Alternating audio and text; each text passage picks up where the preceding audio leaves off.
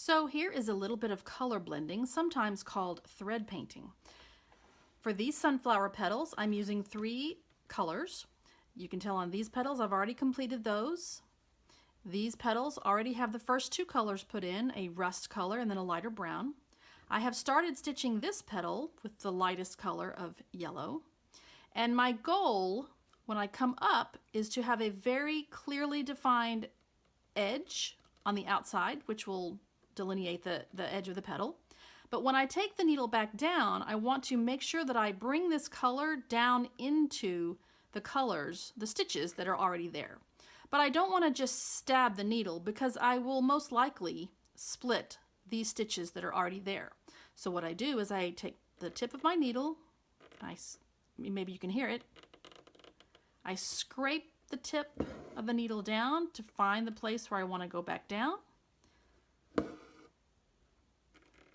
As I take that lightest yellow down into the other colors that are already there. This allows you to get a really nice soft blending of all of the colors.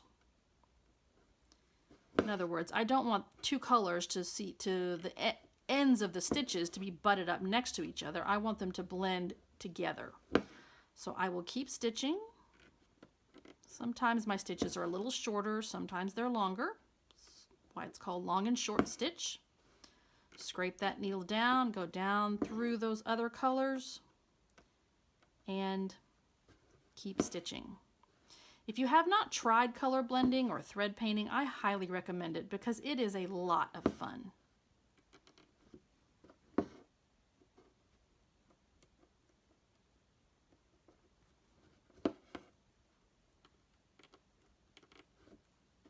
And I think I will have to change threads before I finish this petal, but you can see how pretty those colors all blend together.